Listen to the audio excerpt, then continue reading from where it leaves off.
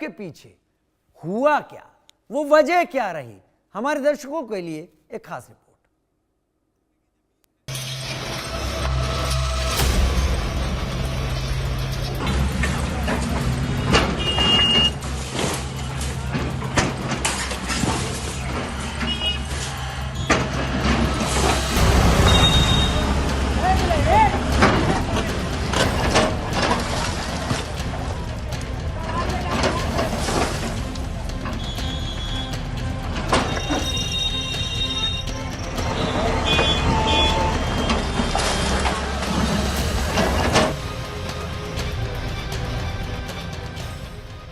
बरेली की इन तस्वीरों से अगर आप चीफ जस्टिस ऑफ इंडिया के बयान को जोड़कर देखें तो आपको पहली नजर में ये लगेगा कि यूपी सरकार को सुप्रीम कोर्ट के आदेशों की कोई परवाह नहीं, उसे सीजीआई बीआर गवई के बयान से कोई मतलब नहीं। शुक्रवार को मॉरिशस में जिस कानून का जिक्र कर चीफ जस्टिस भारत में न्याय की ताकत को समझाना चाह रहे थे, महज 24 घंटे बाद कानून की वो ताकत बरेली में दम तोड़ती नजर आई। ये महज इत्तेफाक है या जिद, तय कर पाना मुश्किल है।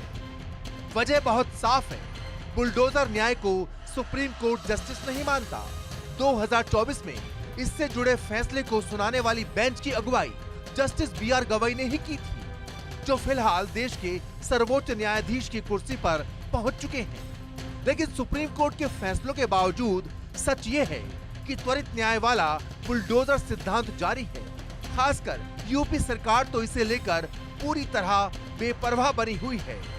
मॉरिशस में एक कार्यक्रम में शिरकत करने पहुंचे सीजीआई ने बुलडोजर न्याय पर बड़ा स्पष्ट कहा है, भारतीय न्याय व्यवस्था रूल ऑफ लॉ यानी कानून के शासन से चलती है, इसमें बुलडोजर एक्शन की जगह नहीं है।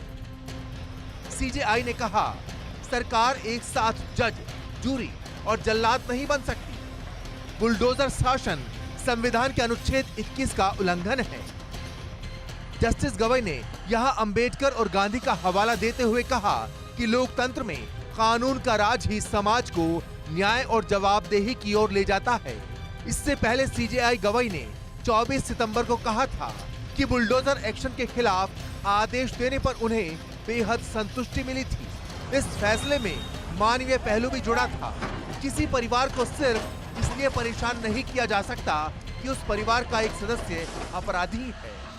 जाहिर बात है, जिस तरह बुलडोजर न्याय को लेकर सवाल उठते रहे हैं, जिसमें एक खास वर्ग को निशाना बनाए जाने की बात की जाती रही है, वो भी यूपी को लेकर, तो इसने कानून और अदालत को लेकर एक नई बहस को जन्म दिया है, जिस पर अंकुश लगाने की कोशिश सुप्रीम कोर्ट ने अपने एक फैसले में पिछले साल की भी। हालांकि उसका असर जमीन पर कितना दिख रहा है, ये तय होना बाकी है। Bureau report, India news. जरा सोचिए, जिस बेटी को माता पिता ने बड़े नाज से पाला हो, उसकी सारी ख्वाहिशें पूरी की हों, उसके नखरे उठाए हों, अगर उस बेटी की जान का दुश्मन खुद पिता ही बन जाए तो क्या हो।